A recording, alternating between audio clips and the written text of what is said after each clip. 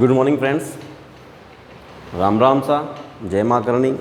माँ सरस्वती के चरणों में नमन करते हुए हम आज की जो क्लास है वो शुरू करेंगे। ये जो क्लास है इसमें सबसे पहले व्याकरण का जो परिचय है मैं वो दूंगा। ये जो टॉपिक लेके आया हूँ ये टॉपिक आपके रीट और एसआई दोनों के लिए काम का है, ठीक है। आप इसको, हालांकि मुझे पता है आपने सबने कहीं से किस ऐप ले रखा है, कोई बुक ले रखी है ना, उससे पढ़ा है, आपने देखा है क्या अर्थ होता है व्याकरण का, है ना, कैसे क्या होता है। फिर भी कुछ चीज़ें जो मैं आपको बताना चाहूँगा यहाँ पे। आज शुरुआत कर रहे हैं नॉर्मल छोटे से टॉपिक जिसका नाम होगा अपने व्याकरण का परिचय, ठीक है। क्या नाम होगा? व्याकरण का परिचय, कि व्याकरण का अर्थ क्या होता है, व्याकरण की परिभाषा क्या होती है। कई बार ऐसे कुछ शब्द आ जाते हैं कि जिसमें से उपसर्ग हटाइए, उपसर्ग निकालिए, इसमें प्रत्यय कौन सा है, मूल शब्द कौन सा है, ये सब चीज़ें जो है वो उसमें पूछ ली जाती है। तो दोस्तों मैं आपको सबसे पहले जो व्याकरण है, इस व्याकरण शब्द का जो अर्थ है, व्याकरण शब्द जो है उसका क्या अर्थ होता है, क्या मीनिंग होता है, इसकी क्या डेफिनेशन परिभाषा होती है, वो मैं आपको बताऊंगा, ठीक है। देखिए, अब इसमें से पूछ लें, मैं आपसे पूछूं कि व्याकरण शब्द में उपसर्ग कौन सा है, मूल शब्द कौन सा है, प्रत्यय कौन सा है, या धातु भी है क्या इसमें, ठीक है। आप सोच लीजिए अपने दिमाग में कि धातु है या कुछ प्रत्यय है, मूल शब्द है, वो कौन से हैं, है ना, वो आप सोच लीजिए। आपने सोच लिया होगा, जिन्होंने पढ़ा है उनको पता भी होगा, ठीक है। देखिए फ्रेंड्स, इस व्याकरण शब्द में वी, इसके टुकड़े कर रहा हूँ मैं शब्द का, आप देखना, वी प्लस आ प्लस करण,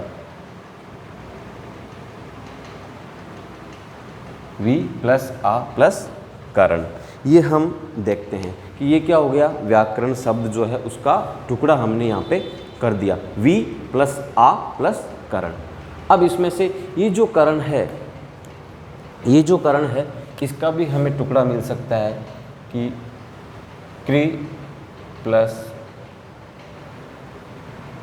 अन, क्री प्लस अन। तो हमने जो करण शब्द है उसका भी टुकड़ा कर दिया कि क्री क्या है इसमें, क्री इसमें है दोस्तों धातु, ठीक है, और अन इसमें है प्रत्यय, ठीक है, प्रत्यय, और वी प्लस आ, ये दोनों है दोस्तों यहाँ पे इसमें उपसर्ग, ठीक है। तो यहाँ मैंने इस शब्द का टुकड़ा इसलिए किया है यहाँ पे कि आपको पता चल जाए कि कई बार एग्जाम में क्वेश्चन आ जाए कि कर्ण शब्द में कौन सा प्रत्यय है, तो क्री धातु प्लस अन, अन प्रत्यय है, जैसे नयन, ठीक है, नयन शब्द होता है ना, नयन, तो नयन शब्द में अन जो है प्रत्यय लगा होता है, ये आप ध्यान रखें, ठीक है। तो यहाँ पर आपको व्याकरण में वी प्लस आ प्लस करण, करण को भी हमने शब्द को तोड़ा है, क्री प्लस अन। क्री क्या है यहाँ पे, धातु है, अन यहाँ पे क्या है, प्रत्यय है। तो ये हमारा जो व्याकरण शब्द है इसका टुकड़ा मैंने आपको बता दिया है कि कैसे क्या होता है। कई बार हम कंफ्यूज हो जाते हैं कि क्या होगा, करण, क्री जो भी है। तो अब आप इसको नोट कर लें, ध्यान में रखें कि इसमें वी प्लस आ, उपसर्ग पूछे व्याकरण शब्द में तो उपसर्ग कौन सा होगा, वी और आ, ये दोनों इसमें उपसर्ग है। करण के बाद में इसका पीछे वाला शब्द करण को भी हमने तोड़ा तो क्री धातु निकला और अन क्या निकला, हमारा प्रत्यय निकला, ठीक है। यहाँ तक आपको समझ में आया होगा।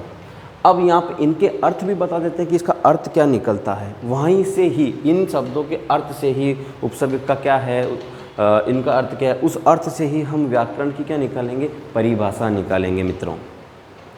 हकीकत आप देखते जाइए, विश्वास कीजिए, इन शब्दों के जो लिख रखे हैं इनका अर्थ जब निकल के आएगा वो ही अर्थ आगे चल के क्या निकलेगी, व्याकरण की परिभाषा।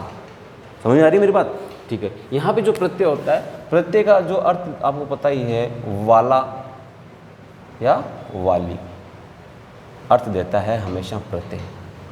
पुल्लिंग है वाला, स्त्रीलिंग है वाली, ये कौन देता है? प्रत्यय अर्थ देता है इसका। ठीक है, अब इसमें मैं आपको बता देता हूँ कि जो वी है, वी का अर्थ होता है विशेष। क्या होता है? वी का अर्थ होता है विशेष। जैसे विज्ञान, तो वी उसमें क्या जुड़ा हुआ है सर? कि विशेष प्रकार का ज्ञान, विशेष। तो वी का अर्थ यहाँ पे निकलेगा दोस्तों विशेष, उसके साथ में आ जो उपसर्ग है दूसरा हमारा, उसका अर्थ निकलेगा चारों ओर, चारों ओर, चारों ओर, चारों ओर से। ठीक है, ये इसका अर्थ निकलेगा आ शब्द का। ठीक है, करण में क्री धातु है, हिंदी में इसका मतलब होता है कर। ठीक है, अन क्या बताया मैंने? प्रत्यय, जो पुल्लिंग में क्या देगा? वाला। ठीक है दोस्तों, और स्त्रीलिंग में क्या देगा?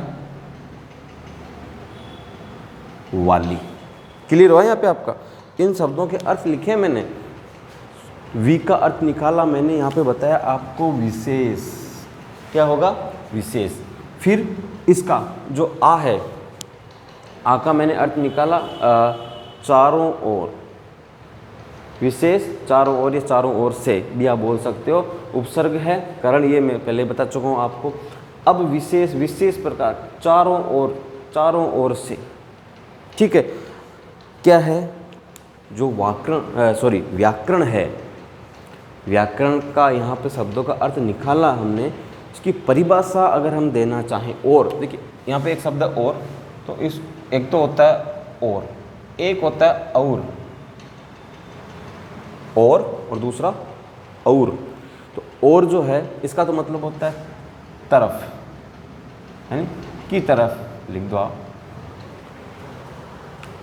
उसकी तरफ देख, है ना, कि और, तो उसका अर्थ निकल के आता है की तरफ या तरफ।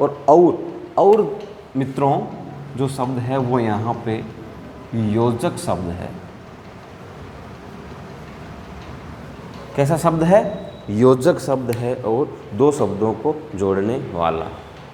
ठीक है, कुछ भी आप उदाहरण दे सकते हो, जैसे कि अजय बाजार गया और सब्जी लेकर आया, तो उसने वाक्य को क्या किया है? जोड़ा है। योजक शब्द होता है और का मतलब होता है की तरफ। ठीक है, थोड़ा सा ये ध्यान रखना। अब यहाँ पे फ्रेंड्स अगर हम व्याकरण, मेरे हिसाब से अब आप भी व्याकरण की परिभाषा दे सकते हो। जहाँ तक मुझे लग रहा है कि मैंने पूरा उसको तोड़ के पूरा का पूरा व्याकरण जो शब्द है उसका पूरा पोस्टमार्टम कर दिया मैंने।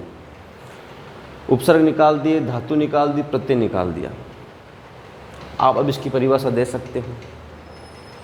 इसकी क्या परिभाषा दोगे आप? तो सुनो कि व्याकरण शब्द, इसकी परिभाषा है कि जो हमारी भाषा है, क्या है? हमारी जो भाषा है, उस भाषा को विशेष रूप से चारों ओर से भाषा को शुद्ध करने वाला, विशेष रूप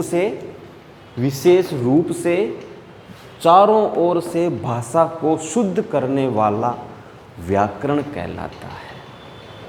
मेरी बात आई समझ में? पूरा यहाँ लिख रहा हूँ, आप ध्यान से देखना कि व्याकरण की परिभाषा या अर्थात उसका अर्थ क्या है? विशेष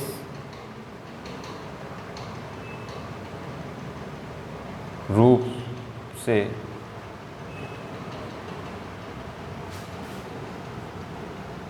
चारों ओर से, विशेष रूप से चारों ओर से भाषा को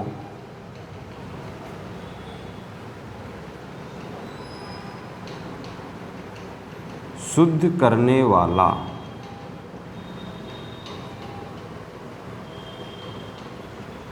अब आप कहोगे कि सर करने वाला, सही सुना आपने, करने वाला।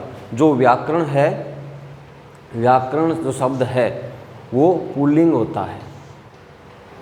व्याकरण शब्द क्या होता है? पुल्लिंग होता है। तो विशेष रूप से चारों ओर से जो भाषा है उस भाषा को शुद्ध करने वाला कौन है? व्याकरण है। कौन है? व्याकरण है। मतलब भाषा को शुद्ध करने वाला है तो क्या करता है? आबद्ध करता है, बांधता है। एक दायरा होता है, उसमें उस भाषा को व्याकरण ने क्या कर दिया? आबद्ध कर दिया, बांध दिया। मतलब ये चारों ओर से भाषा को क्या करता है? शुद्ध करता है। मतलब जो भाषा है उस भाषा को शब्दानुशासन में बनाए हुए रखता है। कौन? व्याकरण। शब्दानुशासन, शब्दानुशासन। यहाँ पे जो ये वी उपसर्ग बाहर निकला है ना, यहाँ पे किससे निकला है? ये यण संधि से बाहर निकला है, ध्यान रखना। यहाँ बता देता हूँ। और यहाँ पे शब्दानुशासन, शब्द प्लस अनुशासन, शब्द प्लस अनुशासन। ठीक है, कौन सी संधि है इसमें? दीर्घ संधि है। कौन सी संधि हुई इसमें? दीर्घ संधि हुई। किसमें? शब्दानुशासन में। तो हर चीज का अनुशासन हमारे जीवन में बहुत बड़ा रोल अदा करता है। हमें अनुशासन, जहाँ जाते हैं वहाँ अनुशासन बनाए रखिए। स्कूल में गए तो वहाँ, कॉलेज में गए, कहीं पर भी जाते हैं, हमें अपने आप को भी ऐसे अपने एक अनुशासन में कि हाँ बोलना, करना, बैठना, उठना, वो एक चीज़ सब होती है।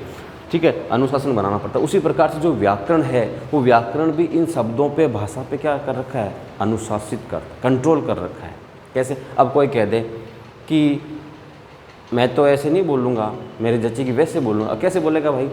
अजय तो बाज़ार जाती है, अजय तो बाज़ार गई।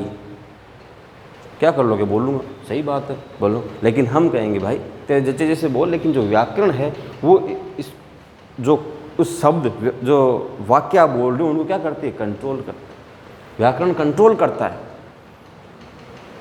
ऐसे कैसे बोल दोगे भाई? अजय तो पुल्लिंग है। ध्यान रखना, जब किसी वाक्य में हम जो बोल रहे हैं, कोई वाक्य बोल रहे हैं या हम लिख रहे हैं, अगर उस वाक्य में या हमारे द्वारा बोले गए वाक्य शब्दों में अगर कर्ता पुल्लिंग है, ध्यान से सुना, अगर कर्ता पुल्लिंग है तो क्रिया भी पुल्लिंग होगी। आप क्रिया को स्त्रीलिंग नहीं कर सकते जब कर्ता पुल्लिंग है। तो आप कैसे बोल सकते हो? अजय तो बाजार गई, अजय कर्ता, पुल्लिंग, क्रिया बता रहे हो आप स्त्रीलिंग, तो ये क्या हो गया? व्याकरण रूप से अशुद्ध हो गया।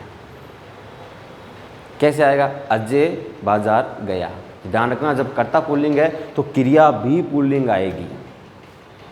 मित्रों, ये चीज़ आप ध्यान रखें। तो यहाँ से व्याकरण की परिभाषा क्या निकल के आई कि विशेष रूप से चारों ओर से भाषा को शुद्ध करने वाला, आबद्ध करने वाला, आबद्ध यानी बंधित या बांधने वाला, आबद्ध बंधित करने वाला कौन है? व्याकरण है।